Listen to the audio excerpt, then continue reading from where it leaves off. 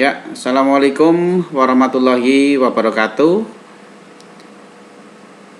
Waalaikumsalam warahmatullahi wabarakatuh. Ya, selamat berjumpa kembali teman-teman semua dengan saya Cipto Subroto di Tuweb yang kedua. Ya, kita akan membahas tentang bagaimana mempelajari efektivitas organisasi. Bentar, ini tadi belum tak ya, bagaimana kita mempelajari efektivitas organisasi nanti akan saya jelaskan. Kemudian ketika teman-teman ada pertanyaan, silakan nanti untuk bisa dicatat terlebih dahulu. Nanti ketika ada waktu akan saya persilahkan untuk bertanya, ya. Karena itu sekarang kita coba bareng-bareng kita belajar tentang tutorial web yang kedua, yaitu modul 3 tentang efektivitas organisasi. Ya. Teman-teman, kita dalam berorganisasi otomatis harus melihat supaya organisasi itu bisa mencapai tujuan, sehingga harus perlu adanya efektivitas untuk bisa memberikan dampak optimal bagi organisasi. Tujuan tutorial kali ini teman-teman adalah kita nanti diharapkan bisa mengetahui tentang pengukuran efektivitas organisasi, kemudian juga tentang penanganan berbagai sasaran yang saling berlawanan, kemudian berbagai pendekatan yang bisa digunakan dalam pengukuran efektivitas organisasi, juga pendekatan integratif dalam pengukuran efektivitas organisasi. Ya, pengukuran efektivitas organisasi, teman-teman, ya ini bisa dilihat di gambar 31, beberapa pendekatan dalam pengukuran efektivitas organisasi. Pendekatan sasaran atau goal approach dalam pengukuran efektivitas memusatkan terhadap aspek output, ya. Kemudian pendekatan sumber atau sistem itu mencoba mengukur efektivitas dari sisi input, ya, yaitu dengan mengukur keberhasilan organisasi dalam usaha memperoleh sumber yang dibutuhkan. Kemudian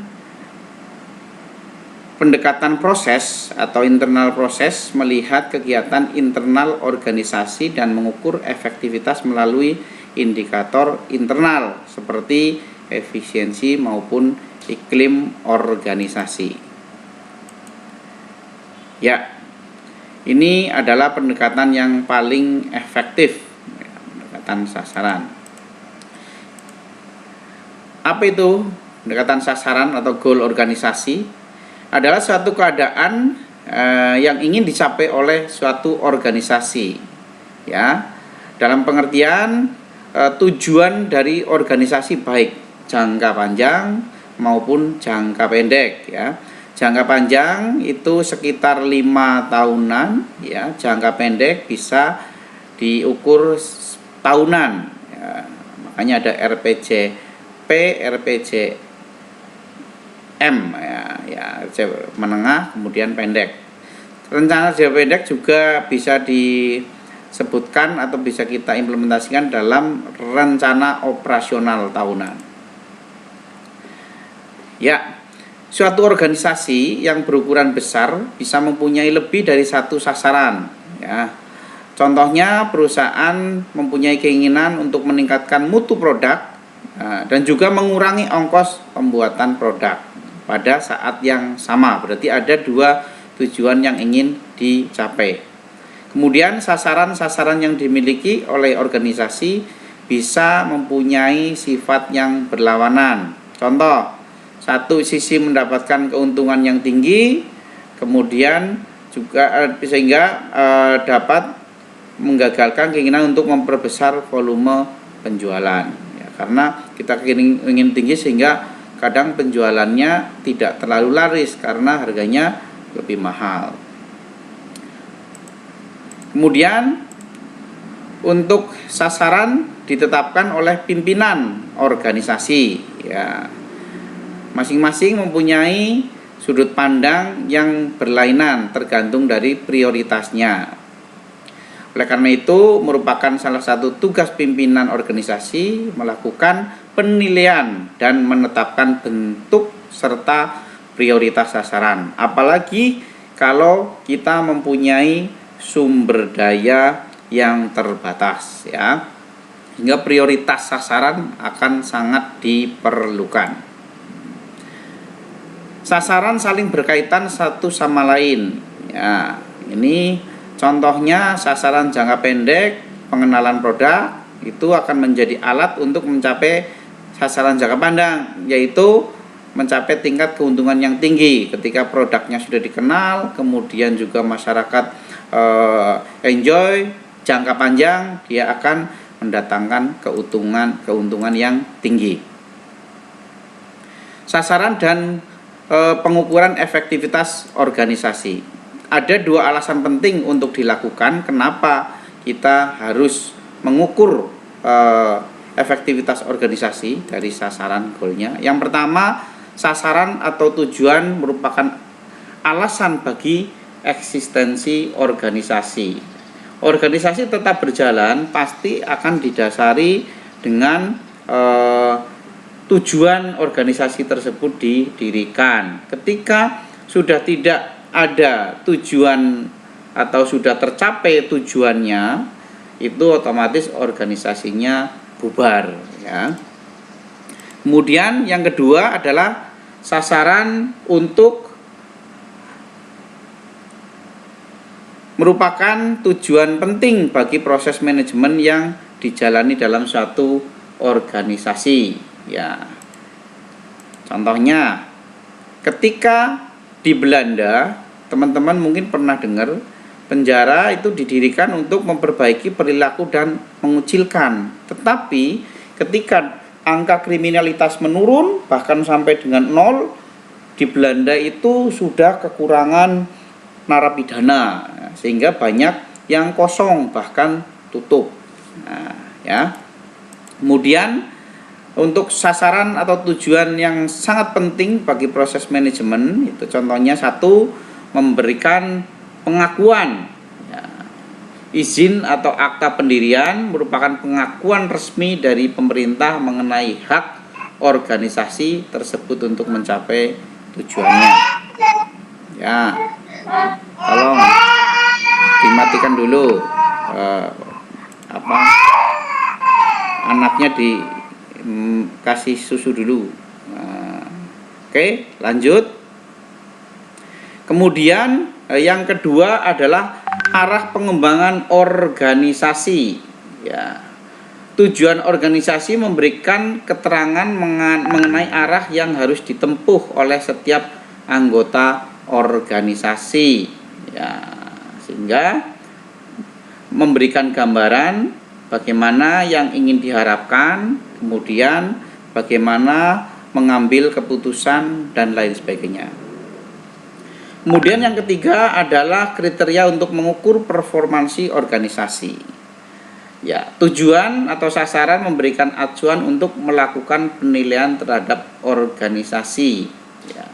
Pengukuran performansi menuntut adanya satu dasar. Ya, contohnya volume penjualan yang bertambah besar 10%. Nah, itu juga merupakan kriteria mengukur performansi satu organisasi.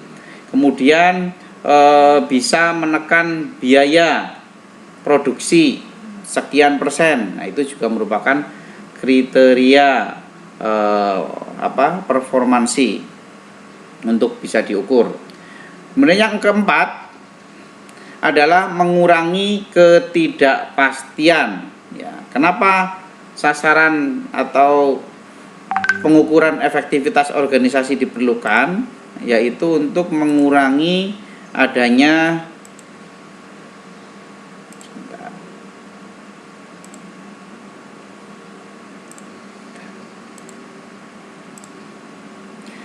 ketidakpastian di masa yang akan datang.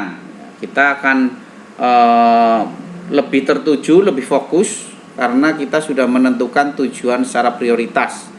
Contoh, kita dalam pandemik ini, katakanlah pemerintah daerah ingin membantu masyarakat terdampak. Tidak mungkin semua masyarakat Kabupaten Banyumas katakanlah dikasih semua sembako dan juga mungkin kebutuhan sehari-hari. Nah, oleh karena itu prioritasnya adalah orang-orang yang diisolasi, orang-orang yang dalam pengawasan atau pasien orang yang terindikasi. Nah, itu yang diisolasi prioritasnya yang akan diberikan katakanlah servis atau kebutuhannya. Nah, itu salah satu bentuk mengurangi ketidakpastian. Oke, kemudian jenis-jenis sasaran organisasi, ada sasaran resmi. Ya, ada sasaran resmi yaitu kondisi yang dinyatakan ingin dicapai oleh organisasi secara resmi. Contoh bahwa organisasi untuk bantuan pandemi COVID-19, katakanlah kita dibentuk untuk secara resmi untuk menyalurkan bantuan-bantuan tersebut yang menjadi dasar berdirinya organisasi. Kemudian yang kedua adalah sasaran yang sebenarnya diinginkan atau operative goal, yaitu tujuan atau sasaran aktual yang dalam praktek diikuti oleh organisasi. Sasaran aktual menunjukkan apa yang sebenarnya ingin dicapai organisasi tanpa memperhatikan mengenai apa yang dinyatakan sebagai sasaran resmi. Nah, contoh, katakanlah sasaran resmi dari suatu organisasi rumah sakit. Nah, dia adalah untuk melayani masyarakat yang mempunyai keluhan kesehatan, membuat masyarakat sehat. Tetapi ada sasaran yang diinginkan, yaitu meraih laba atau keuntungan untuk peningkatan organisasi rumah sakit tersebut. Nah, itu contoh-contoh dari ini. Kemudian untuk sasaran, jenis-jenis sasaran aktual, ini ada sasaran lingkungan atau environmental goal, yaitu di mana organisasi bisa memuaskan orang-orang atau organisasi lain terhadap lingkungannya, ya, sehingga dia akan mendapatkan pengakuan. Kemudian yang kedua, sasaran output atau output goal, di mana mencerminkan jenis usaha yang dilakukan oleh organisasi. Ya. Contohnya jenis produk, pasar yang akan dimasuki. Sasaran output mempunyai hubungan dengan identifikasi jenis kebutuhan konsumen yang akan mencoba dipenuhi oleh organisasi. Ya. Di sini kita bisa contohkan sasaran output, mungkin di masa pandemik seperti ini kita ingin menjual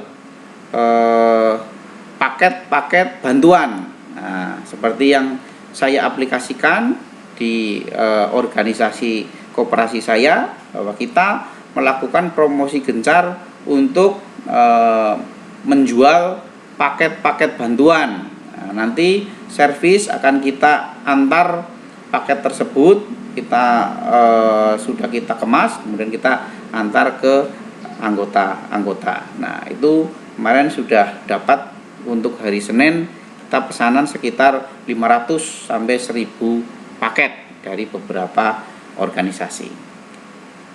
Ya, kemudian yang ketiga adalah sasaran sistem atau sistem goal, ya, di mana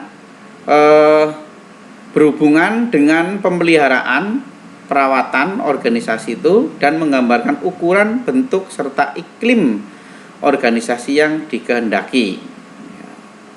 Sasaran sistem contohnya menetapkan apakah organisasi mempunyai struktur dengan tingkat yang sentralisasi atau pun yang desentralisasi, ya. Kemudian juga organisasi itu akan selalu diperbaiki dan dipelihara agar tidak mengalami stagnasi.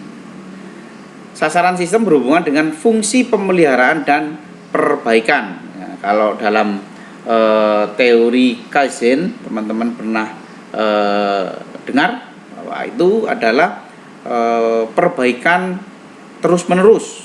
Nah, itu yang dianut oleh sasaran sistem atau sistem goal. Kemudian yang keempat adalah sasaran produk, ya, atau produk goal, di mana menggambarkan karakteristik produk atau jasa yang akan diberikan konsumen. Ya, ini biasanya menetapkan mulai dari jumlah, mutu, jenis, corak, dan karakteristik lainnya yang menjadi ciri dari produk yang ditawarkan. Ya, contoh kalau di produk jasa teman-teman, mungkin katakanlah kita mau menjual ya kayak kita juga kan paket tadi ya. Paket kita sudah ada kemasannya, labelnya yang bagus, kemudian produk-produknya variannya juga banyak. Nah, itu merupakan juga karakteristik dari mutu, kemudian harga dan sebagainya. Kemudian yang kelima yaitu sasaran bagian atau sub unit goal, di mana menggambarkan bagian atau suatu satuan kerja yang merupakan bagian dari organisasi. Contohnya, bagian penelitian dan pengembangan itu menetapkan sasaran menciptakan produk baru, ya, yang menjadi outputnya. Contohnya berupa keunikan, kemudian pembeda, diferensiasi dari produk-produk organisasi lain. Ya, itu. Kemudian untuk penanganan berbagai sasaran yang saling berlawanan, di mana dalam penanganan dari berbagai sasaran yang paling berlawanan dibutuhkan yang pertama kita ada menerima performasi yang secukupnya atau ala kadarnya, ya. Asalkan semua sasaran sudah bisa dikelola, ya sudahlah, yang penting normatif saja. Tidak ada upaya untuk meningkatkan kualitas atau goal-goal yang akan dicapai. Kemudian yang kedua adalah perhatian bertahap atau sequential attention. Di sini diberikan bahwa ketika sasaran pertama sudah tercapai, maka kita akan meningkat kepada sasaran yang kedua. Contohnya, ya, sebelumnya seorang mahasiswa memusatkan perhatian sepenuhnya pada pekerjaan dan sama sekali meninggalkan sekolah. Jika uang yang terkumpul dari pekerjaan itu cukup, maka dia akan berhenti bekerja, kemudian sekolah. Nah, seperti itu. Kemudian yang ketiga adalah preferensi sasaran. Bagaimana pimpinan tertinggi organisasi menetapkan prioritas sasaran sehingga setiap anggota organisasi mengetahui sasaran yang harus didahulukan. Contoh, seringkali terhadap perusahaan yang menetapkan bahwa memperbesar volume penjualan lebih penting daripada mendapatkan tingkat keuntungan yang besar, ya. Kemudian yang keempat yaitu adalah perubahan sasaran atau goal change, di mana prioritas sasaran organisasi diubah secara periodik, ya. Karena hal ini dievaluasi terus-menerus sehingga akan sesuai dengan keadaan lingkungan dan juga tingkat kepentingan dari organisasi tersebut. Sebagai contoh, katakanlah di sini kita sedang mengalami wabah yang tadinya kita penjualan berbasis offline seperti Rita Mall dan Moro. Dengan adanya seperti itu, dia akan mengubah sasaran yang tadinya orang itu beli langsung datang offline, sekarang mereka menerima order online, bahkan lebih gencar mungkin dengan metode langsung ke konsumen seperti di Japri dan sebagainya, atau broadcast SMS, WA dan lain-lain. Seperti itu. Kemudian yang keempat, pihak yang menetapkan sasaran organisasi. Yang pertama adalah pimpinan tunggal, di mana beberapa organisasi menetapkan sasarannya itu oleh pimpinan tertinggi. Ya. Kemudian yang kedua adalah koalisi kelompok pimpinan, atau biasa disebut mungkin bisa dewan direksi dan sebagainya, yang mewakili harapan-harapan dari organisasi atau pemilik organisasi. Oke, sampai di sini ada pertanyaan sebelum kita akan masuk ke latihan soal.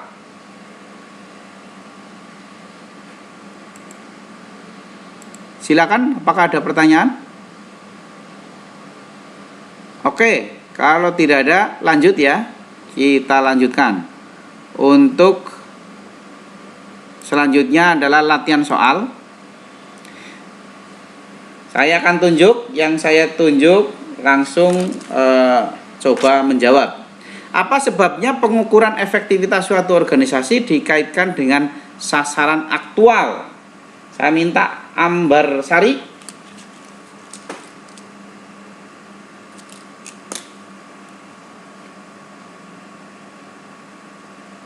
Ambar Sari, monitor.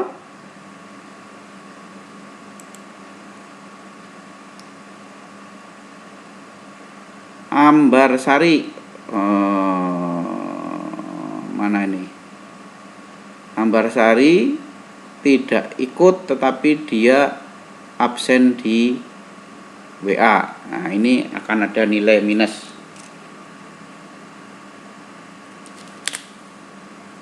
Oke, Ajeng Aviani, coba dijawab pertanyaan latihan soal Ajeng Aviani.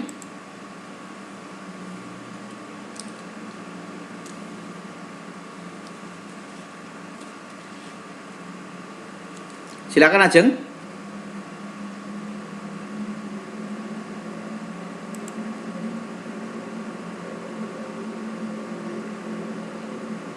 Tidak kedengaran ya.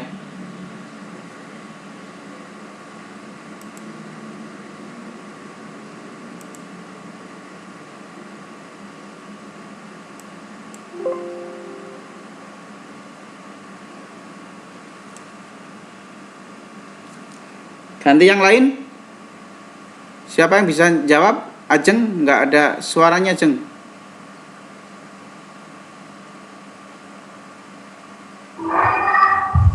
Oke, Ajeng ada. Sasaran resmi organisasi seringkali bersifat abstrak dan tidak terlalu tegas. Biasanya memuat nilai-nilai atau falsafah yang dianut dalam bentuk yang tidak spesifik dan tidak teratur. Ya, oke. Sehingga memang diperlukan satu sasaran aktual ya. Ya, contohnya apa?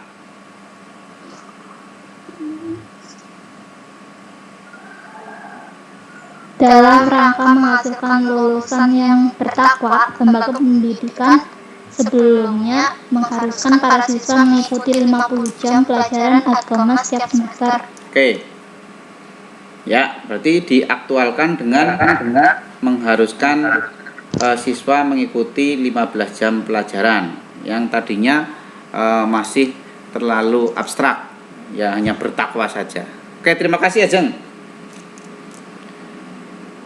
Oke, selanjutnya untuk nomor 2, dalam menangani sasaran yang berlawanan ada 2 jenis cara yang berbeda, yaitu menerima informasi yang secukupnya dan perhatian bertahap.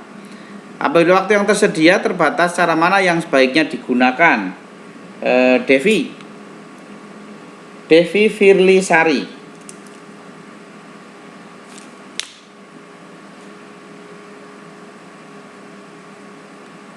Silakan Devi.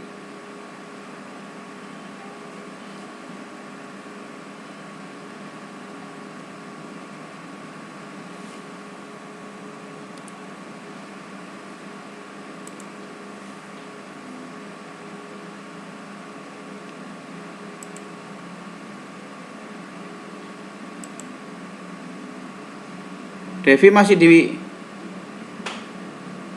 off kan itu? Ya, kalau ditanya tidak ada respon, saya minus ya. Berarti tidak menyimak paparan saya. Oke, next. Sari Nurlaili.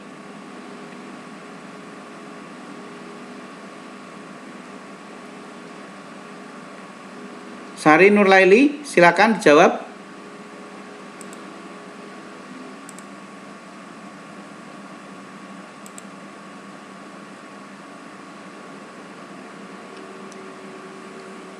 Sari Nurlaili.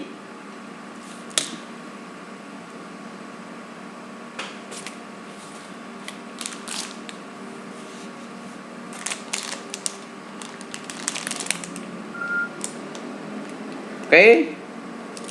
Ganti yang lain, Novan Nursahyo. Siapa ini?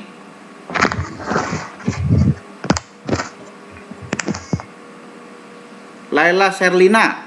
Boleh, Laila.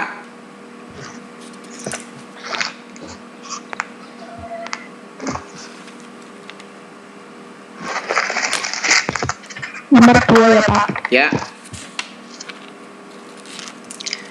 Dengan perhatian terhadap sebagian sasaran mungkin tercapai dengan prestasi memuaskan, akan tetapi sebagian sasaran sama sekali tidak tercapai sehingga keseluruhan organisasi boleh dipandang tidak berhasil mencapai sasarannya. Ya. Oke, kemudian yang nomor 3, coba kita jenis sasaran aktual mana yang menunjukkan bahwa sebuah organisasi perlu menyesuaikan diri terhadap lingkungan? Coba Arif Trifajari. Ya Pak. Coba jenis sasaran aktual mana yang menunjukkan bahwa sebuah organisasi perlu menyesuaikan diri dengan lingkungan? Ya. Ya, jawabannya adalah sasaran lingkungan dan sasaran produk. Karena melalui sasaran lingkungan, organisasi mencoba memahami apa yang dibutuhkan oleh lingkungannya. Ya. Sementara dengan melalui sasaran produk, organisasi berusaha menghasilkan output yang memang sesuai dengan kebutuhan lingkungan. Oke, contoh untuk saat ini, kondisi lingkungan saat ini. Contohnya, untuk produk itu semacam kayak masker kayak gitu Pak. Oh, oke, masker. Terus? Kemudian mungkin bahan-bahan pokok sembako kayak gitu Pak. Karena kan dengan kondisi saat ini kan maksudnya kita itu tidak diperbolehkan sering keluar rumah. Jadi mungkin untuk sembako bisa lebih ke warung-warung terdekat, mungkin stoknya lebih diperbanyak lagi kayak gitu Pak. Oh iya, oke. Atau mungkin juga seperti tergantung karakteristik jenis usaha kita. Katakanlah ketika kita usahanya adalah konveksi, Nah, kemudian ketika kita biasa menjual pakaian, katakanlah kemeja, kemudian ini ketika pada faktanya orang tuh tidak ada yang jalan-jalan ke mall, ke toko gitu kan, sehingga yang dibutuhkan adalah masker. Nah, itu sehingga harus menyesuaikan diri dengan kondisi lingkungannya. Sekarang yang dibutuhkan masker, bukan kaos, bukan kemeja, kan seperti itu. Ya, oke. Terima kasih. Tadi siapa? Tadi ya? Arif, Pak. Arif, oke. Ya, sip. Terima kasih. Siap, Pak. Oke, selanjutnya untuk latihan soal yang berikutnya, pilihan ganda. Saya minta Denisa nomor 1. Dalam penanganan sasaran organisasi yang saling berlawanan, waktu yang tersedia terbatas. Cara yang aman menggunakan apa?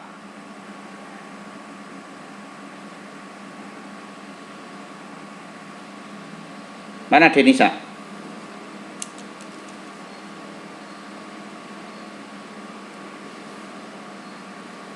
Denisa ada? Halo. Jaja becar malah ya. Kon kuliah malah becar.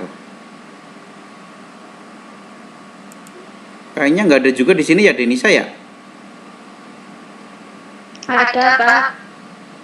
Mana di roomnya? Di room ini nggak ada ini. Mana nama Denisa?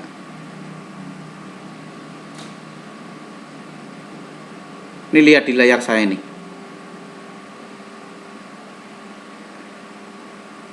Ya, tidak ada kan?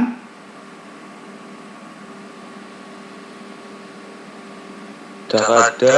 Tidak ada. Ini berarti dia hanya absen di WA saja. Oke, ketahuan ini. Oke, lanjut. Sama Sinta Dwi Palupi, ada Sinta? Sinta ada nih, Sinta Dwi Palupi. Coba Sin. Sin atau Sod?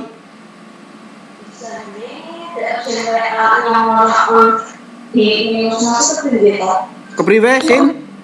Dia ngomong di Sinta?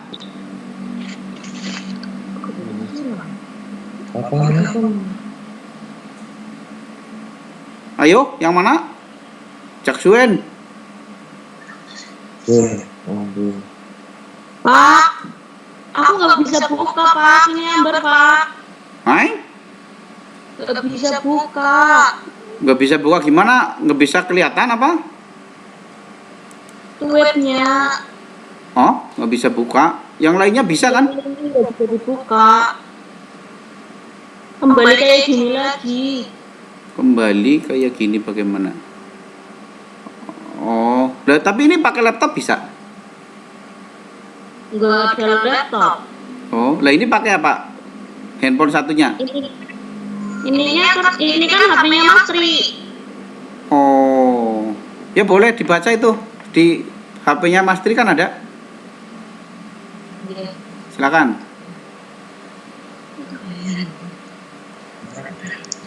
Apa-apa salah nggak apa-apa. Nggak saya cubit nggak.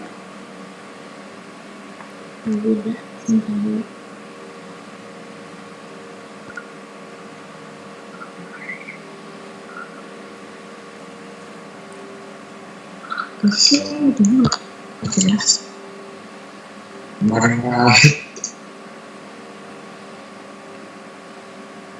Ya.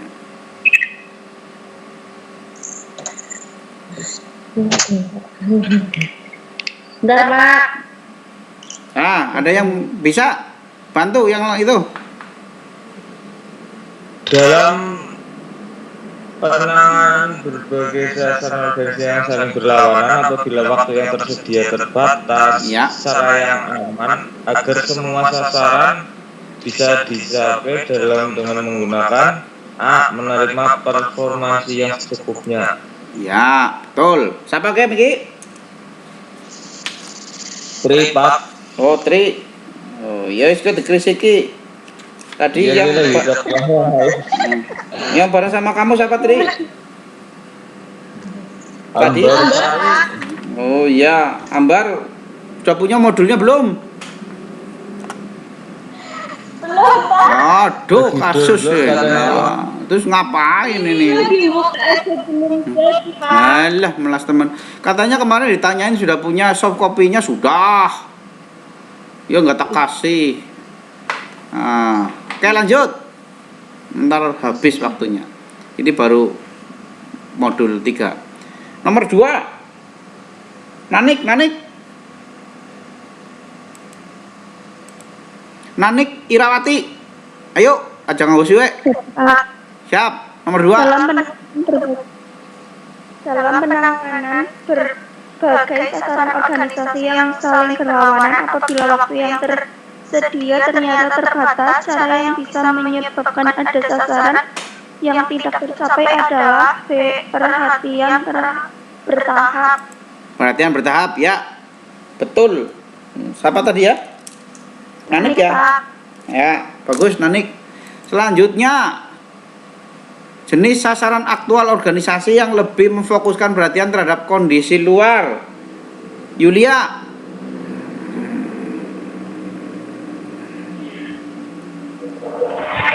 Tiga, jenis sasaran aktual organisasi yang tidak memfokuskan perhatian terhadap kondisi luar adalah lingkungan. Lingkungan, ya betul. Yulia. Bagus.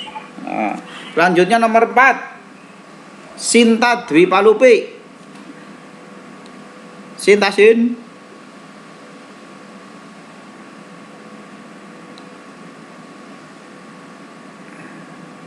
Ayo Sinta, anak kok. Sinta. Halo.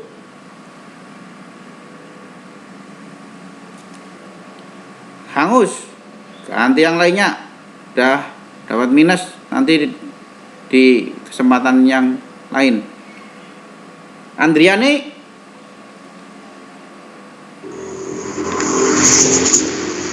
Jenis sasaran aktual organisasi yang lebih memfokuskan perhatian terhadap kondisi internal adalah CPAC sistem. Apa?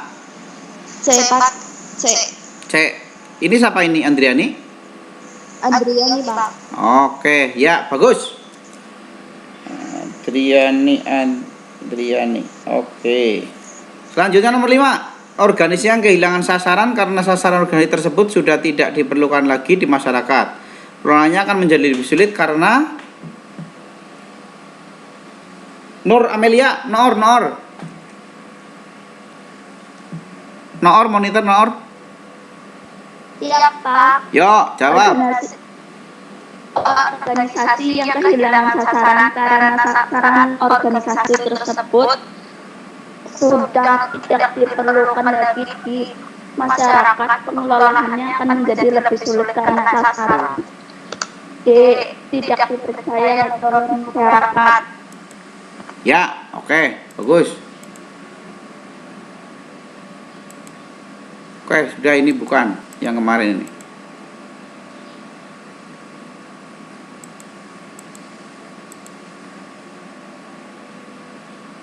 Oke. Kita lanjut terhadap modul selanjutnya ya. Nah, itu tadi belum selesai tadi. KB2, pendekatan dalam pengukuran efektivitas organisasi. Ya, ada pendekatan sasaran, ya. Itu ada beberapa pendekatan sasaran atau goal. Adanya berbagai jenis output organisasi atau multiple outcome. Ya, sehingga menyebabkan pengukuran efektivitas menggunakan pendekatan sasaran menjadi sulit dilakukan. Timbul pertanyaan mengenai jenis output mana yang akan digunakan untuk pengukuran efektivitas tersebut. Ya, ini contohnya. Berbagai sasaran yang dianggap penting oleh kelompok pimpinan perusahaan di Amerika Serikat. Efisiensi organisasi, persentase pimpinan yang menganggap sasaran sangat penting 81. Persentase pimpinan yang menganggap sasaran berpengaruh terhadap keberhasilan organisasi 71. Nah, produktivitas organisasi dianggap penting, sangat penting 80. Dianggap berpengaruh terhadap keberhasilan 70%. Nah, ini contoh-contoh tabel ya dari berbagai sasaran yang dia penting oleh kelompok pimpinan perusahaan di Amerika Serikat dalam rangka pengukuran efektivitas organisasi. Oke, yang kedua, adanya subjektivitas dalam penilaian. Pengukuran aktivitas organisasi dengan menggunakan pendekatan sasaran seringkali mengalami hambatan karena sulit pengidentifikasian sasaran organisasi yang sebenarnya, dan juga karena keberhasilan organisasi dalam mencapai sasaran tidak mudah diukur. Ya, ini contoh tabel 32 frekuensi penggunaan kriteria pengukur efektivitas organisasi oleh para peneliti. Ya, di sebelah kiri kriteria yang digunakan untuk mengukur efektivitas organisasi, frekuensi penggunaan atau berapa kalinya, adaptabilitas dan fleksibilitas organisasi 10 kali, wah berarti sering. Kemudian produktivitas 6 kali, berarti sering. Kepuasan karyawan 5 kali, tingkat keuntungan 3 kali, keberhasilan, dan sampai dengan nomor 15 semua kriteria lainnya. Nah, ini adalah frekuensi penggunaan kriteria pengukuran efektivitas organisasi oleh para peneliti, sehingga di mana ketika suatu organisasi menetapkan pengukuran efektivitas daripada adaptabilitas dan fleksibilitas organisasi, maka dia bisa menghasilkan keuntungan dan juga bisa mencapai efektivitas organisasi tertinggi dibandingkan dengan faktor yang lain. Ya, oke. Kemudian yang ketiga adalah pengaruh kontekstual. Ya, pengaruh kontekstual elemen ini terhadap performansi organisasi, sehingga dapat memberikan kesempatan berprestasi bagi organisasi ataupun sebaliknya. Oleh karena itu, perbedaan karakteristik faktor kontekstual perlu diperhatikan bila kita ingin mengukur efektivitas organisasi. Misalnya, pada elemen tertentu dari lingkungan seperti mutu tenaga kerja, kemudahan mendapatkan sumber yang diperlukan, dan peraturan pemerintah. Ya, konteksnya harus jelas. Oke, selanjutnya adalah pendekatan sumber. Oke, pendekatan sumber atau sistem resource approach adalah perbedaan mengukur efektivitas melalui keberhasilan organisasi dalam mendapatkan berbagai macam sumber input yang dibutuhkan, seperti yang dilihat di 33 tuh. Bertumpu pada pemikiran bahwa organisasi harus dapat memperoleh berbagai macam sumber yang dibutuhkan dan juga memelihara keandalan sistem organisasi agar bisa tetap atau menjadi lebih efektif. Ya, oke. Kemudian dimensi untuk mengukur efektivitas organisasi ada 4, 5. Oke. Yang pertama, kemampuan organisasi dalam memanfaatkan lingkungan. Kemudian yang kedua, kemampuan para pengambil keputusan untuk menginterpretasikan sifat-sifat lingkungan secara tepat. Ketiga, kemampuan organisasi menghasilkan output untuk menggunakan sumber-sumber yang diperoleh. Yang keempat, bagaimana memelihara kegiatan operasional sehari-hari. Kemudian, bagaimana menyesuaikan diri terhadap perubahan lingkungan. Kemudian yang ketiga adalah pendekatan proses. Pendekatan proses di mana memandang efektivitas sebagai tingkat efisiensi dan kondisi kesehatan organisasi secara internal. Hal ini berpendapat organisasi yang efektif, proses internal berjalan lancar. Karyawan bekerja riang gembira, puas, kemudian kegiatan setiap bagian terkoordinasi secara baik dan produktivitasnya tinggi. Berbagai komponen yang dapat menunjukkan efektivitas organisasi. Ya, contoh nih. Perhatian atasan terhadap bawahan. Itu pendekatan internal proses, ada semangat kerja, loyalitas, saling percaya, kemudian komunikasi, itu juga penting antara karyawan dan pimpinan, kemudian desentralisasi dalam pengambilan keputusan. Kalau semuanya harus menunggu pimpinan sehingga akan menimbulkan ketidaknyamanan juga, ya. Kemudian proses yang lama karena harus nunggu supervisornya, harus nunggu manajer, padahal harus segera diputuskan. Kemudian adanya komunikasi vertikal dan horizontal yang lancar. Kemudian ada usaha dari setiap individu untuk bisa mencapai tujuan yang telah ditetapkan.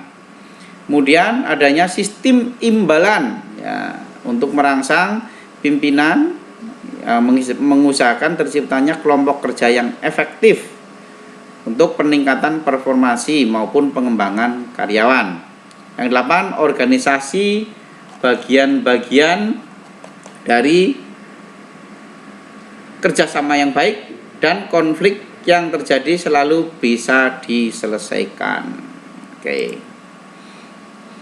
Ketiga pendekatan tersebut mempunyai kelemahan masing-masing. Oleh karena itu, cara yang paling sering digunakan untuk mengukur efektivitas organisasi yaitu dengan menggunakan ketiga jenis pendekatan secara bersamaan, terutama jika informasi yang diperlukan seluruhnya tersedia, sehingga diharapkan kelemahan dari satu pendekatan dapat ditutup oleh kelebihan dari pendekatan lainnya. Ya, itu. Ini merupakan pendekatan gabungan. Oke, masuk latihan soal. Saya minta tadi Nora Mila sudah ya. Ayu Nurul. Ayu Nurul. Ya, Pak. Siap. Apa pendekatan sasaran dalam pengukuran efektivitas organisasi tidak tepat apabila digunakan untuk membandingkan efektivitas dua organisasi jenis yang sasarannya berbeda? Sebabnya apa? Karena kedua organisasi tersebut memiliki sasaran yang berbeda, maka berkembangnya juga ke arah yang berlainan. Ya, sehingga contohnya apa? Contohnya organisasi yang sedang giat-giatnya mempromosikan diri, organisasi yang sedang konsentrasi pada kegiatan untuk memperoleh keuntungan. Maka sasaran kedua organisasi itu berbeda. Oke, bedanya di mana? Yang satu sedang itu mempromosikan produknya, sedangkan yang satunya lagi untuk memperoleh keuntungannya. Ya maksudnya korelasi hubungannya antara itu apa? Contohnya atau sedang promosi otomatis kan biayanya banyak, ya kan? Kemudian otomatis keuntungannya juga sedikit. Ketika yang sedang mengejar keuntungan otomatis dia akan menekan biaya promosi. Ya. Oke, bagus. Ayu Nurul ya. Ya, Pak. Oke, yang nomor 2.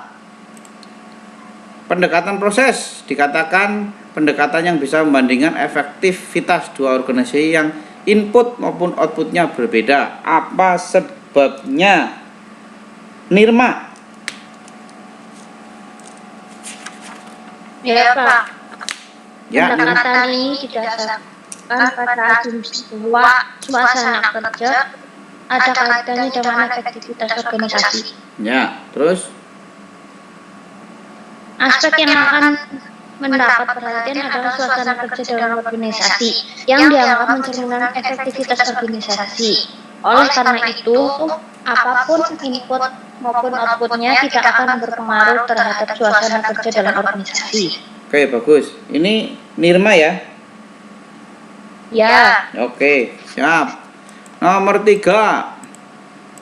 Coba saya tanya apakah masih ada orangnya. Bentar. Vindi Kentias. Iya, Pak. Up. Hal apa yang serupa pada pendekatan sasaran, pendekatan sumber, dan pendekatan proses internal? Ketiga pendekatan ini mencoba mengukur efektivitas organisasi hanya dengan menggunakan satu kriteria, yaitu kriteria tunggal. Ya. Oke, bagus. Oke, selanjutnya latihan soal. Minta nomor 1. Kundari sudah ada?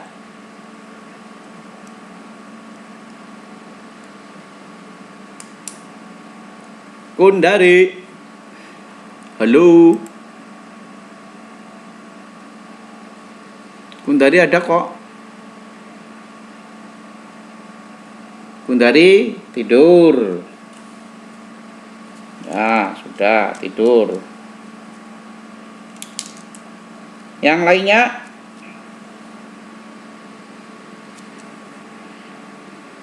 Sinta Dwi? Iya, Pak. Ya, apa gue nomor 1? Pendekatan pengukuran efektivitas organisasi yang mampu mengukur kinerja organisasi dari sisi output, input, dan proses adalah pendekatan perubahan. D. Pendekatan perubahan, ya betul. Nomor urut Sin. Pendekatan sasaran seringkali sulit digunakan karena dalam organisasi seringkali terdapat C. Sasaran resmi berbeda dari sasaran sebenarnya. Oke, kasih. Selanjutnya Sri Nur Laili. Nomor 3. Ya, Pak. Ya. Mau orang nanang alindi? Soalnya susah, Pak. Oh iya, mbok turu. Ya, oke. Pendekatan sumber mengukur efektivitas organisasi dari sisi A, input. Oke. Sri Nur Laili ya? Ya, Pak. Oke, selanjutnya Sri, kamu Sri. Nomor 4. Pendekatan proses internal mengukur efektivitas organisasi dari sisi C, proses. Dari proses, bagus. 5 kalian. Oleh karena dianggap melibatkan peran semua bagian organisasi, maka keberhasilan organisasi lebih tepat diukur melalui A, efektivitas organisasi. Ya, oke, sip. Pinter. Makasih. Oke, sekarang kita ke KB3. KB3. Pendekatan integratif dalam pengukuran efektivitas organisasi. Sampai sini mungkin ada yang mau tanya? Kalau tidak ada, lanjut ya. Oke. Yang pertama, pendekatan konstituensi. Ya. Bahwa pendekatan ini satu pendekatan yang pengukuran efektivitas mencoba memandang keseluruhan bagian yang dilakukan pada satu organisasi secara bersama atau simultan. Konstituensi itu simultan. Memusatkan perhatian pada konstituensi organisasi, yaitu berbagai kelompok di dalam maupun di luar organisasi yang mempunyai kepentingan terhadap performansi organisasi. Karyawan, pemegang saham, pemasok bahan, kemudian pemilik dan sebagainya. Dengan pendekatan ini efektivitas organisasi akan diukur melalui tingkat kepuasan setiap konstituensi terhadap organisasi. Ya, seperti tabelnya. Ini kita lihat ada tabel jenis konstituensi yang sesuai untuk pengukuran efektivitas. Kalau pemilik perusahaan, tingkat keuntungan, karyawan, kepuasan kerja, dan lain-lain. Konsumen, mutu, jasa yang dihasilkan. Kemudian kalau pemberi pinjaman, otomatis kredibilitas mengembalikan. Oke, nggone siapa? Ditutup. Sampai. Woi, tutup di situ, woi. Nanik. Tutup. Ya, oke. Ora ribut. Oke, lanjut. Gimana nanti ke file. Oke. Ya, ini contoh-contohnya pendekatan konstituensi dari masing-masing stakeholder. Kemudian pendekatan bidang sasaran atau goal domain. Ya, bagaimana bidang sasaran ini diilhami oleh kenyataan bahwa organisasi mempunyai banyak bidang kegiatan, ya, sehingga harus ada organisasi mempunyai pandangan sebagai satu kesatuan, masing-masing saling berhubungan. Ya. 4. Bidang sasaran menurut Kleinman dan Herden. Yang pertama adalah internal, efisiensi internal, kemudian eksternal. Ya. Nih kita lihat, kalau internal, efisiensi internal itu perhatian pada output, sedangkan tolok ukurnya jumlah produksi per jam kerja, tingkat keuntungan, ongkos produksi, bahan yang terbuang. Nah, itu efisiensi internal. Kalau efisiensi eksternal, fokus perhatian pada posisi kekuatan organisasi dalam lingkungannya. Indikatornya jumlah produksi per jam kerja, bisa tingkat keuntungan juga, ongkos produksi per unit, ya, bahan terbuang per unit. Posisinya kita bandingkan dengan perusahaan sejenis di lingkungannya. Efektivitas internal, fokusnya adalah kepuasan karyawan. Indikatornya turnover rate, ya, kemudian sikap karyawan, iklim kerja, bagaimana komitmennya, dan hubungan interpersonal. Efektivitas eksternal, perhatiannya pada kepuasan konstituensi, kepuasan lingkungan terhadap organisasi, baik supplier, kemudian konsumen, kemudian juga manajemen, ya. Tuh. Ini bidang sasaran organisasi menurut Kleinman dan Herden. Yang ketiga, kerangka ketergantungan atau kontingensi. Penetapan sasaran dipengaruhi oleh nilai-nilai yang dianut preferensi para pimpinan.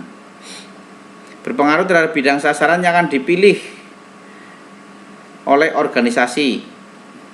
Ketergantungan bidang sasaran dipilih oleh organisasi seperti yang dijelaskan oleh James D. Thomson. Ya. Nah, ini contoh. Seperti kerangka ketergantungan dalam pengukuran efektivitas, kriteria efisiensi. Kalau ke atas itu kejelasan output semakin jelas, kalau ke bawah semakin tidak jelas. Kalau kelengkapan, ya, lengkap jelas proses transformasinya, kalau ke kiri itu lengkap, kalau ke kanan semakin tidak lengkap. Oke, untuk kriteria efisiensi, untuk kejelasan output jelas, kemudian untuk kelengkapan proses transformasi lengkap, karena ongkos untuk mencapai sasaran. Kemudian kriteria output, kejelasan output jelas, tetapi untuk kejelasan proses transformasi biasanya tidak lengkap. Kalau kriteria proses internal itu untuk kejelasan output biasanya tidak jelas atau samar. Contoh iklim organisasi, kepuasan karyawan, itu kalau tidak kita melakukan survei atau penelitian itu susah untuk diukur outputnya. Kemudian kalau dari sisi kejelasan transformasi itu lengkap, karena dengan iklim organisasi yang baik, kepuasan karyawan yang baik, akan ada proses transformasi yang baik juga. Kemudian ketika kriteria sosial itu indikatornya adalah kepuasan konstituensi. Itu tadi kepuasan dari pemegang saham, supplier, konsumen, ya. Nah, kalau untuk proses transformasinya biasanya susah diukur juga, tidak lengkap. Kemudian untuk kejelasan outputnya juga kadang tidak jelas ketika kita tidak melakukan penelitian mendalam. Nah, oleh karena itu dalam satu organisasi dibutuhkan satu bidang yang khusus untuk bisa mengukur bagaimana tujuan-tujuan organisasi, kejelasan output, proses transformasi, biasanya di divisi R&D, Research and Development. Oke, kesimpulannya, hingga sekarang belum ditemukan cara yang benar-benar sempurna untuk mengukur keberhasilan organisasi. Ketidaksempurnaan cara ukur itu dengan kriteria tunggal mendorong munculnya pemikiran untuk menggunakan banyak kriteria yang sesungguhnya menggambarkan profil dari organisasi secara komprehensif, bukan hanya menonjolkan satu dimensi. Ketidaksempurnaan dalam mengukur keberhasilan ini seringkali digunakan para pimpinan untuk menipu publik dengan hanya menonjolkan salah satu dimensi dari organisasi ke masyarakat, padahal sesungguhnya organisasi itu keropos. Nah, saya ingin tanya untuk statement terakhir ini, organisasi menipu publik untuk menonjolkan salah satu dimensi organisasi, padahal sesungguhnya secara keropos. Saya minta dijawab Dina Afriani. Contohnya apa?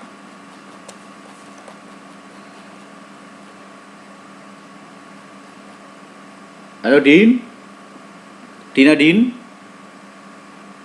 Dina? Dina Senin, Dina Rebu, Dina. Oh, hilang ya Dina.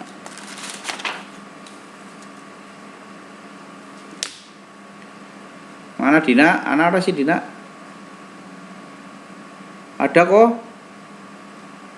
Dina Friandi? Minus. Coba dibantu. Novan, ngasih minus juga. Novan Rusahyo. Organisasi menipu publik, hanya menonjolkan satu dimensi organisasi saja, masyarakat, padahal sebelumnya dia keropos. Contohnya banyak. Halo, Novan? Jangan sampai minusnya tambah, Van. Mudah minus 1. Wah, jebule ora ana wonge ya. Novan enggak ada ya? Wah. Ana kok. Novan Nur Cahyo. Halo.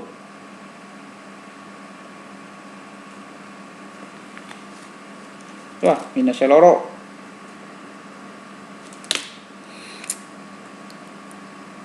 Mana? Ini ada. Sinyal sudah bagus padahal putus-putus. Devi, putus-putus jaringan malah nir. Ya, maku susah. Surat jelas, video telat. Oke. Ya, ini romantikanya kita ya. Siap, nggak apa-apa. Oke, lanjut. Nggak ada yang banyak. Jadi saya jawab. Siapa lagi? Siapa? Saya Pak Nirma, Pak. Siapa? Nirma. Firma? Nirma. Iya. Oh, boleh Nir, saya. Kalau organisasi itu propos itu sering ya Pak. Kalau Ya. di sini contohnya itu kayak yang Linmas itu loh Pak.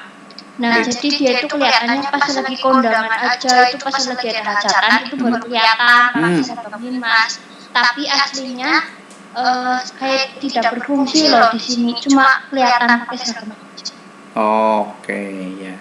Ya, boleh lah. Itu dari skup kecil. Kalau yang contoh yang gede-gede, Nir. Ya itu yang jadi petinggi negara Pak, pejabat. Nah itu kan ikutnya rapat-rapat aja, tapi hasilnya belum ada. Kalau nggak hasilnya belum ada itu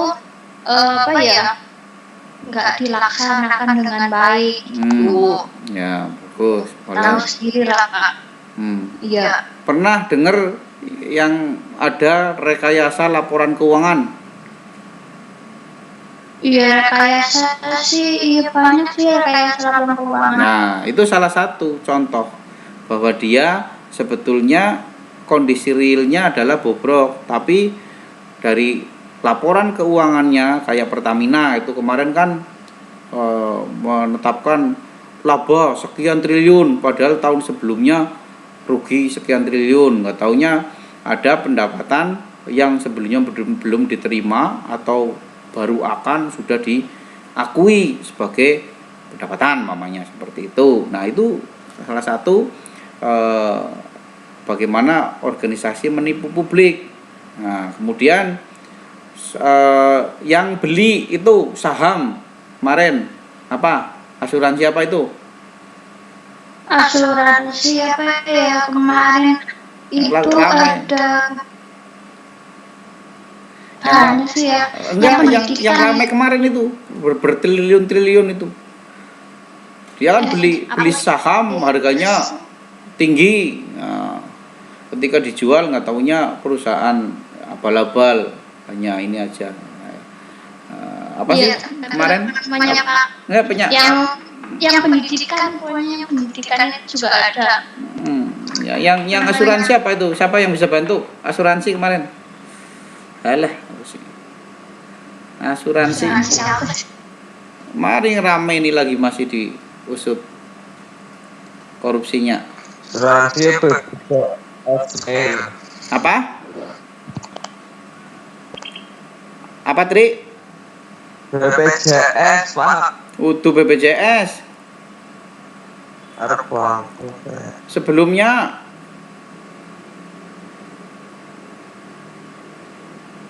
OPR lah. Itu bertriliun-triliun kok. Ya. Jiwasraya ya betul. Asuransi Jiwasraya itu kan sampai 15 triliun masalah ya. EKTP aja hanya 4 triliun. Oke. Siap untuk latihan soal. Oke, kita next lah ya.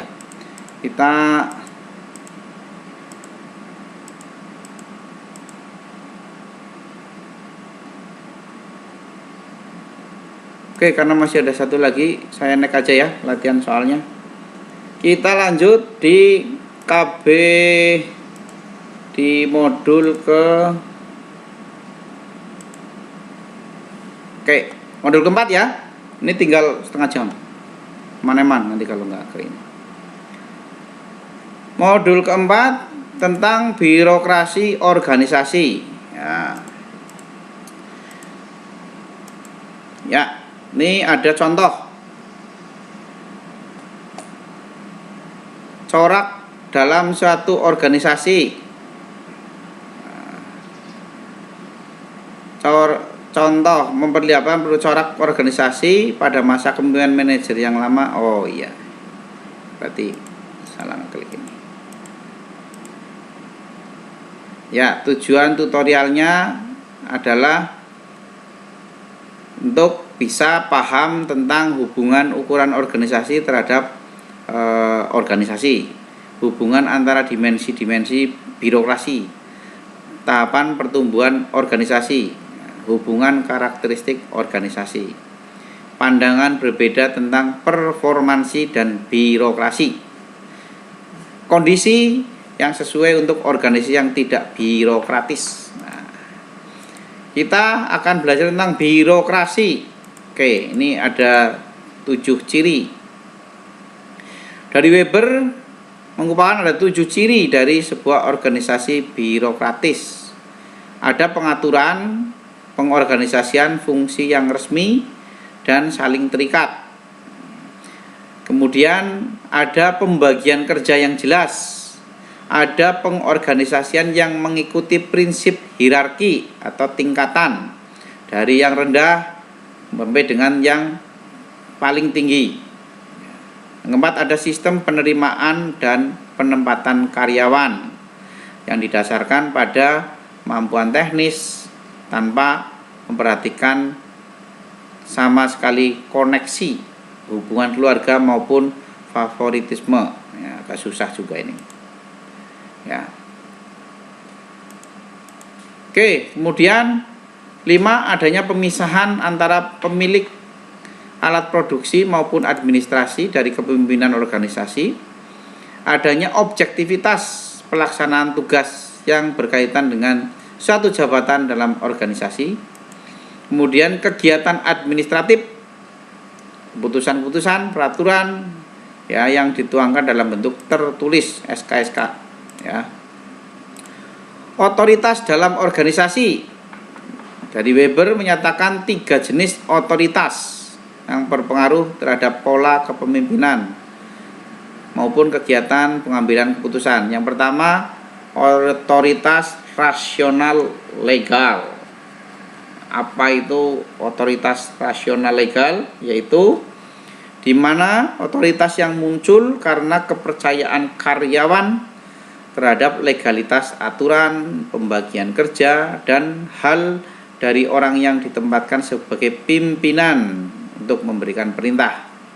Otoritas jenis ini merupakan dasar bagi organisasi pemerintah. Jadi pemerintah, makanya kadang kita itu terkesan birokrasi itu lamban ya, karena itu tadi sangat otoritas rasional legal. Apa-apa harus ada dasar hukumnya. Kalau dasar hukumnya belum ada, berarti belum bisa dieksekusi. Nah, contohnya di kementerian kita, Kementerian Pendidikan dan Kebudayaan, pada saat awal tahun karena perpindahan dari Ristek Dikti menjadi Mendikbud, hingga itu ada perubahan secara birokrasi. Akun anggarannya juga berubah, yang sudah disusun 2 tahun yang lalu harus dirubah sekarang untuk tahun 2020, sehingga baru bisa jalan yaitu di pertengahan April ini ya, seperti itu contohnya kalau organisasi publik. Yang kedua, otoritas tradisional. Otoritas muncul karena kepercayaan orang terhadap tradisi, termasuk seorang yang karena tradisi punya hak untuk memerintah. Nah, contohnya adalah otoritas tradisional dasar bagi organisasi gereja dan kerajaan. Ya, kerajaan-kerajaan itu otoritas tradisional. Kemudian gereja-gereja juga. Kemudian otoritas karismatik ya, karena muncul dari diri orang yang mempunyai pribadi yang luar biasa sehingga menyebabkan mempunyai hak untuk memerintah orang lain. Ya, contoh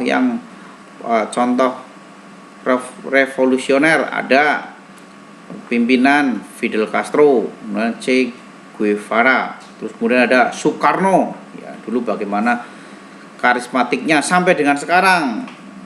Enggak, orang masih menganggap Soekarno masih tetap ada di diri anak-anaknya, karismanya itu ada ya.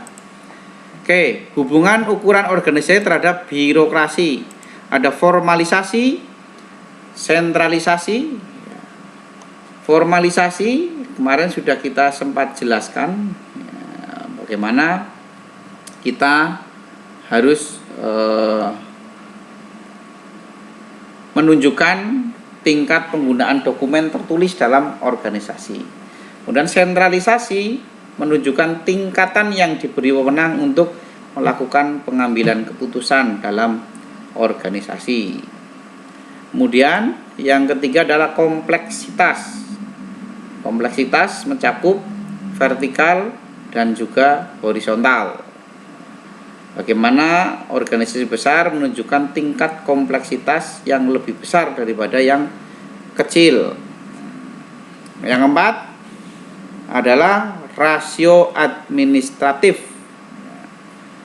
Bagaimana penggunaan dimensi struktur yang paling sering diteliti ini adalah rasio administratif, perbandingan jumlah anggota kelompok pimpinan terhadap jumlah keseluruhan anggota organisasi. Ya. Subhanallah, ini Parkinson mempopulerkan penemuan yang dikenal dengan nama hukum Parkinson. Ya. Jadi teman-teman harus mengetahui bahwa Parkinson memperlihatkan pimpinan organisasi seringkali berusaha memperbesar jumlah anggota kelompok walaupun sebenarnya pekerjaan yang harus diselesaikan tidak bertambah besar. Contoh, di belakang 14 tahun antara 1914 hingga 28 jumlah perwira pada Angkatan Laut Inggris bertambah sebanyak 78%. Sementara jumlah kapal perang berkurang sebesar 32%. Dan jumlah keseluruhan anggota mengalami penurunan sebesar 68%. Nah, ini sehingga akan ada ketidaktimbangan. Nah, ini untuk hubungan antara dimensi-dimensi birokrasi. Dimulai dari ukuran organisasi, ketika menjadi lebih besar, otomatis pembagian kerja menjadi lebih rumit. Kemudian tingkat hierarki juga menjadi lebih banyak ketika organisasi menjadi lebih besar. Ketika pembagian kerja menjadi lebih rumit, sehingga meningkatnya persentase staf operasional dan staf penunjang. Oleh karena itu kebutuhan akan koordinasi menjadi lebih besar. Formalisasi meningkat. Nah, ini kebutuhan koordinasi menjadi lebih besar ketika perusahaan itu menjadi besar. Kemudian tingkat hierarki yang menjadi lebih baik, meningkatnya desentralisasi sehingga keputusan akan bisa diambil secara cepat dengan organisasi yang besar, tingkat kementerian, maka mereka akan mendirikan kantor wilayah di tingkat-tingkat provinsi, kemudian akan mendirikan lagi kantor cabang di wilayah kabupaten kota, sehingga meningkat kebutuhan akan keserasian standarisasi. Dari kantor-kantor yang bersebaran itu harus ada standarisasi yang jelas, sehingga tidak ada deviasi atau perbedaan dalam memaknai satu instruksi. Jadi ada standar-standar yang memang harus ditetapkan di tiap-tiap tingkatan atau hierarki. Dan juga rasio administratif akan meningkat dengan adanya kebutuhan dari desentralisasi itu. Oke, yang selanjutnya pertumbuhan organisasi dan birokrasi. Alasan pertumbuhan organisasi. Ya. Oke, mungkin saya bisa nanya sama yang masih minus. Oke. Vindi Kentias. Vindi, alasan pertumbuhan organisasi? Yang pertama, keinginan untuk menjadi lengkap. Yang kedua, mobilitas para eksekutif. Ya. Yang ketiga, faktor ekonomis. Yang keempat, kemampuan menjaga kelangsungan hidup. Ya, itu adalah alasan-alasan pertumbuhan organisasi. Keinginan untuk menjadi lengkap. Bagaimana organisasi itu mempunyai keinginan untuk menjadi lengkap, kegiatannya juga lebih luas, kemudian mampu mencapai tujuan.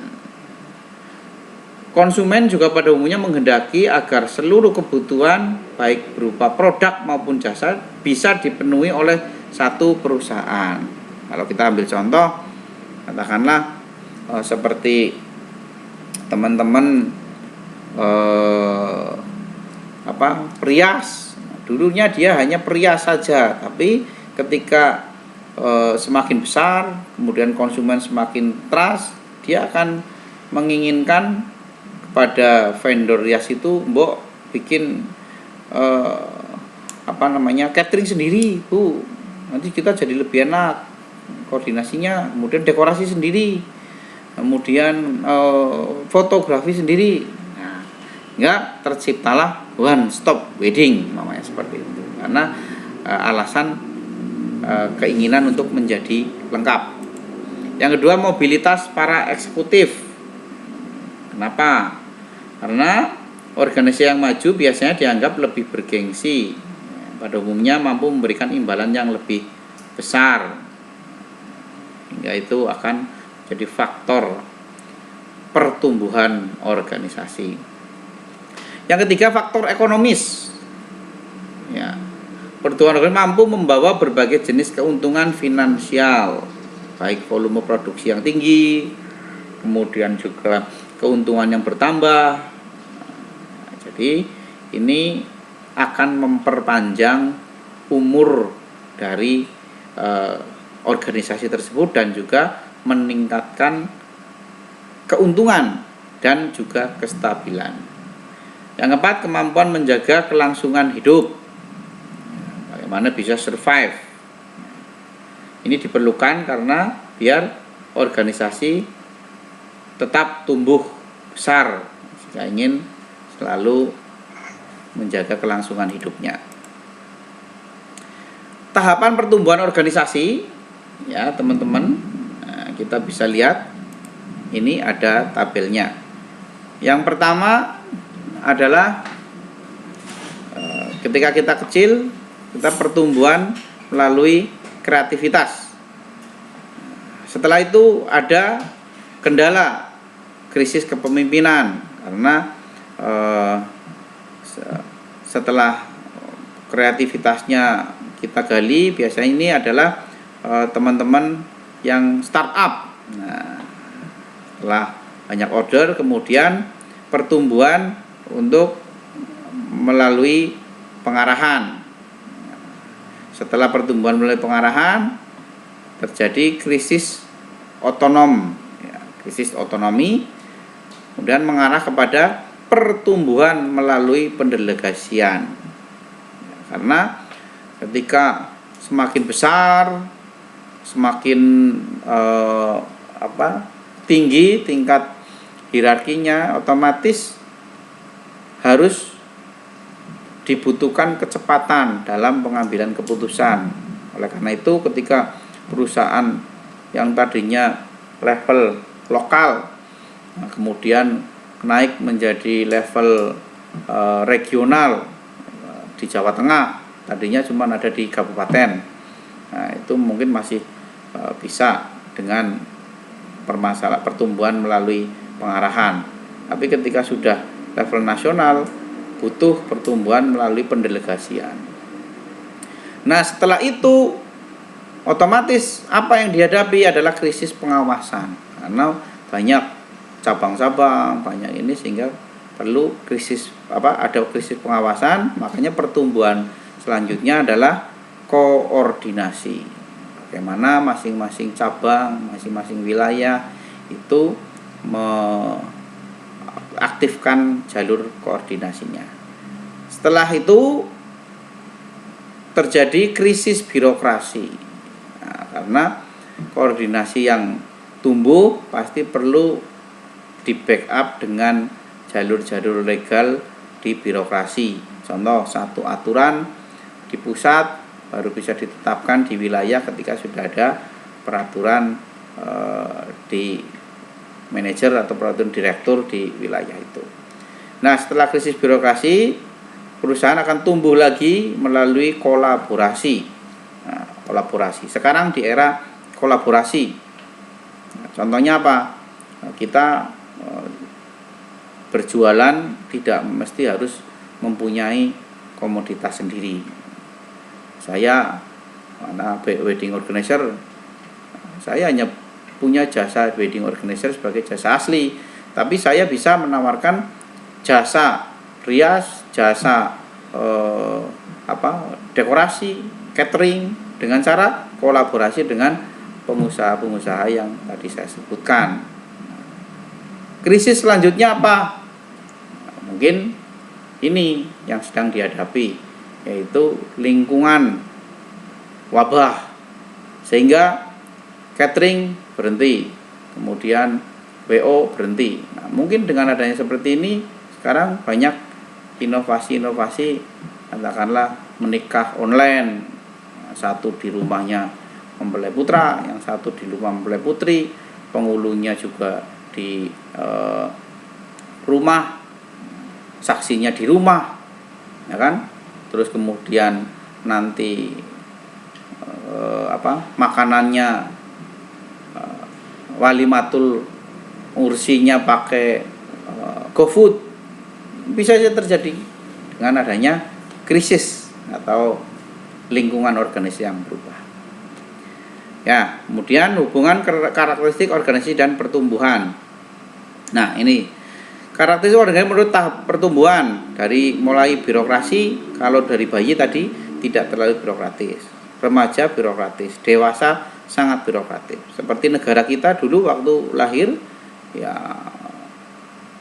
di proklamasinya saja kan sangat tidak birokratis, dalam artian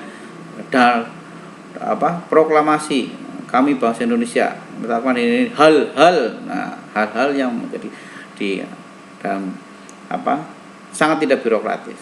Yang penting pokoknya jadi dulu negaranya. Kemudian strukturnya tidak formal, langsung mengangkat sendiri, pimpinannya ya satu, Pak Karno. Nah, seperti itu. Kalau remaja jelas prosedur formal, bagian tugas sudah mulai. Kalau sudah dewasa, banyak tim yang bekerja sama dalam satu birokrasi. Kemudian produk jasa yang dihasilkan mungkin hanya satu ketika kita lahir. Ya tadi saya hanya satu bidang usaha, itu rias. Kemudian setelah remaja mungkin bertambah produknya. Kemudian setelah dewasa banyak lagi yang variannya, seperti itu. Kemudian dari sistem imbalan dan pengawasan, pas awal ya mungkin personal lah. Terus kemudian remaja sudah mulai formal, kemudian dewasa sudah sesuai dengan produk bagian. Inovasi juga sama. Kalau pada saat bayi banyak muncul dari pimpinan, tapi kalau sudah mulai remaja, oleh ada kelompok yang muncul secara tidak formal. Kemudian kalau dewasa oleh bagian penelitian dan pengembangan yang resmi. Permasalahan utama organisasi, kalau yang bayi ya bagaimana bisa survive. Kalau yang sudah remaja, bagaimana menjaga reputasi, stabilitas, terus pengembangan pasar. Dewasa mempertahankan satuan keutuhan dari organisasi. Gaya manajemen juga beda-beda. Kalau bayi ya masih individual, ya seperti entrepreneurship. Kemudian remaja sudah mulai ada pendelegasian seperti tadi, kontrol, pengawasan. Kemudian kalau dewasa memimpin dengan gaya partisipatif. Birokrasi dan performance organisasi. Performansi ekonomis. Menurut John Child, di beberapa perusahaan Inggris disimpulkan bahwa ada hubungan yang erat pada performansi ekonomis antara ukuran birokrasi dan performansi organisasi. Jadi menurut penelitiannya John Child dengan berbagai pendekatan-pendekatannya. Kemudian pandangan yang berbeda mengenai performansi dan birokrasi ini ada beberapa, ada tingkat dukungan, kritik. Contoh dari tingkat kritik atau dukungan itu ada faktor kepuasan karyawan, di mana aturan birokratis mengurangi spontanitas, ide-ide, membatasi ide-ide yang cemerlang. Ya, kemudian dukungannya birokratis mengurangi ketidakpastian, juga kelicikan, sehingga karyawan terlindung, tidak ada aturan membawa lebih banyak masalah dibanding terlalu banyak aturan. Spesialisasi membuat pekerjaan menjadi sempit. Itu kritiknya. Spesialisasi memberikan kesempatan pada karyawan untuk memperdalam keahliannya pada satu bidang yang sempit sehingga bisa jadi profesional. Kalau orang yang seperti konveksi, dia akan diaji bagian-bagian spesialisasi kerah baju, spesialisasi lengan, spesialisasi dari yang lain, ya, sehingga akan lebih cepat. Dan untuk kritik dari perubahan atau inovasi, birokrasi membuat organisasi menjadi kaku sehingga lambat dan menghambat inovasi. Dukungannya, birokrasi adalah perilaku dan respon yang seragam sehingga organisasi aman, karyawan berani mengambil resiko, dan akhirnya muncul banyak inovasi. Manajemen birokrasi membuat organisasi menjadi rumit. Lalu dukungannya, birokrasi pada kemampuannya untuk melampaui batas-batas kemampuan individu sehingga mampu menyelesaikan masalah yang terlalu berat bagi seseorang. Lalu birokrasi menyebabkan kontrol dan koordinasi dalam organisasi menjadi sulit. Kalau struktur birokratis justru merupakan alat kontrol koordinasi yang baik. Oke, kondisi yang sesuai untuk organisasi yang tidak birokratis, organisasi yang kecil, terus karyawan yang ahli, lingkungan yang tidak stabil. Ini untuk contoh organisasi kondisi yang sesuai untuk organisasi yang tidak birokratis. Kemudian kemunduran atau decline organisasi. Satu, penyebab kemunduran organisasi ada beberapa. Itu yang pertama, atrofi organisasi. Atrofi organisasi terjadi apabila organisasi sudah tua. Nah, kemudian yang kedua ada vulnerability. Vulnerability adalah ketika organisasi tidak memiliki kemampuan yang memadai untuk memanfaatkan lingkungannya. Seperti lingkungan yang sekarang, banyak organisasi yang tidak mampu untuk menyesuaikan dengan era wabah COVID-19, sehingga banyak yang memangkas karyawannya, mem-PHK, merumahkan. Itu karena memang tidak didesain untuk bisa memiliki kemampuan yang memadai. Kemudian yang ketiga adalah kehilangan legitimasi. Ya. Kehilangan legitimasi bisa jadi dari hal-hal produk yang dihasilkan ternyata tidak dihargai oleh masyarakat. Produk yang dihasilkan ternyata bertentangan dengan nilai-nilai yang berlaku. Contoh, tidak sengaja menjual biskuit beracun ataupun yang membuat anak-anak sekolah muntah-muntah. Nah, itu akan menimbulkan kehilangan legitimasi. Kemudian yang keempat adalah entropi lingkungan, yaitu kapasitas lingkungan berkurang, lingkungan menjadi miskin, kemudian tidak mampu lagi mendukung keberadaan organisasi. Nah, ini contoh entropi lingkungan juga sekarang.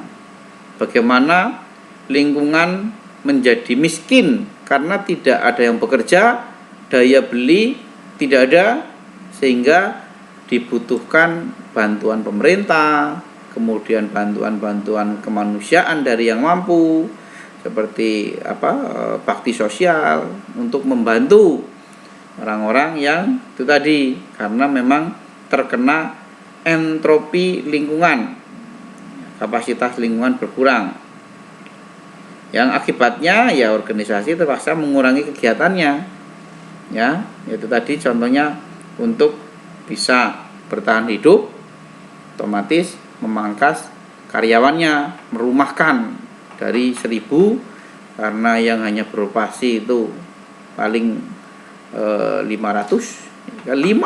karyawan harus di PHK, seperti itu. Kemudian yang kedua, menanggulangi kemunduran dengan cara adaptasi lingkungan. Itu sangat penting. Karena apa? Adaptasi lingkungan akan menunjukkan satu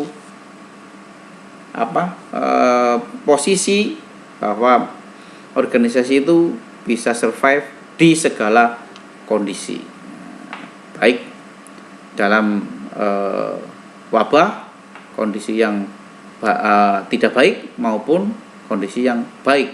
Nah, itu yang saya juga praktekkan di organisasi yang saya ada, itu di koperasi Kosuku yang kemarin omsetnya SHU-nya mungkin masih 1,4. Sekarang kita pengurus menargetkan untuk tahun ini naik menjadi 2 miliar atau bahkan bisa lebih. Dengan cara apa? Adaptasi lingkungan. Jangan sampai kita mau atau hanya menerima apa yang ada dari lingkungan, pasrah. Tidak. Ketika tidak bisa buka offline, kita besar-besaran untuk promosi online. Hasilnya alhamdulillah sekarang kita sering lembur. Ini hari ini aja tim Edumat lembur untuk pesanan sekitar 500 sampai 1000 paket untuk bantuan. Itu cara-cara yang harus kita. Yang kedua adalah inovasi. Inovasi sudah pasti di era global, era digital, inovasi adalah satu keniscayaan. Siapa yang you innovate or die? Kamu mau berinovasi atau mati? Itu saja. Jadi teman-teman dalam belajar di UT termasuk adalah salah satu yang adaptasi lingkungannya bagus. Kemudian jiwa inovasinya juga bagus karena nggak hanya seperti biasa-biasa saja. Sekarang toh semua beralih ke pembelajaran yang selama ini kita lakukan. Oke. Itu paparan dari saya untuk modul 3 dan 4 di organisasi. Barangkali ada pertanyaan, silakan saya buka.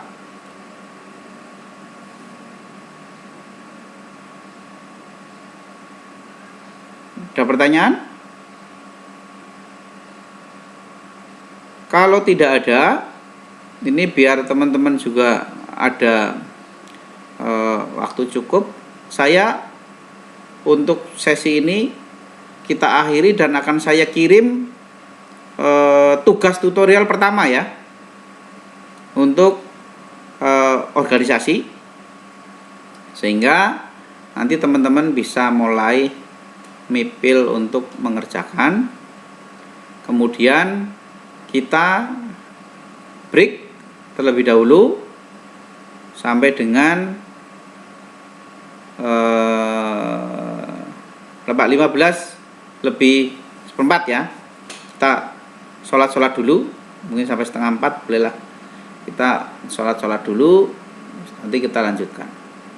Oke, seperti itu. Atau ada pertanyaan?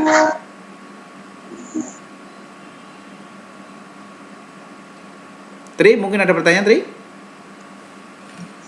Belum, Pak. Nah, oke. Ini ada beberapa yang minus, ada yang minusnya 2, ada yang plus, ada yang tadi belum tak tunjuk. Tapi apakah ada? Aulia Anissa ada?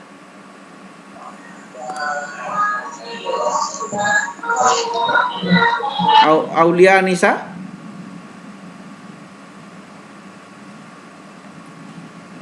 Padahal ada ya ininya ya. Aulia Anissa ada yang tahu?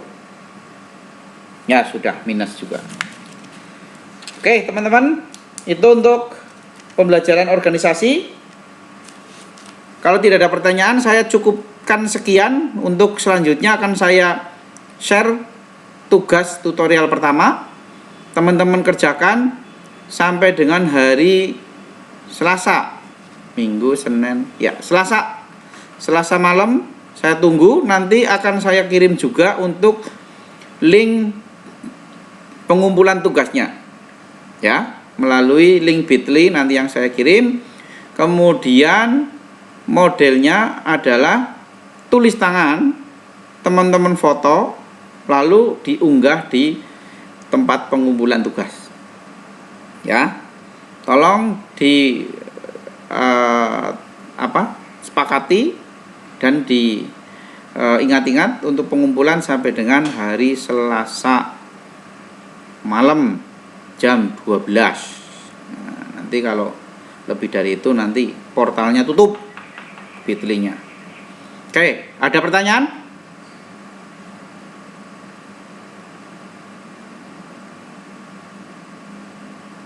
Tidak ada? Nanti habis ini kan kita lanjut ke akuntansi biaya ya? Iya, Pak. Ya, oke, siap. Berarti kalau tidak ada untuk tutorial mata kuliah organisasi, saya cukupkan. Dan terima kasih apabila teman-teman menyimak penjelasan saya. Mungkin ada hal-hal yang kurang pas atau kurang berkenan, saya sebagai tutor mohon maaf yang sebesar-besarnya. Terima kasih. Sampai ketemu nanti di minta filenya Pak. Ya, bisa. Nanti saya kirim di grup WA, sekaligus juga saya kirim untuk file tugasnya. Ya. Oke, terima kasih. Nanti kita akan ketemu lagi di sesi akuntansi biaya. Sekali lagi mohon maaf. Wabillahi taufiq. Wassalamualaikum warahmatullahi wabarakatuh. Waalaikumsalam warahmatullahi wabarakatuh.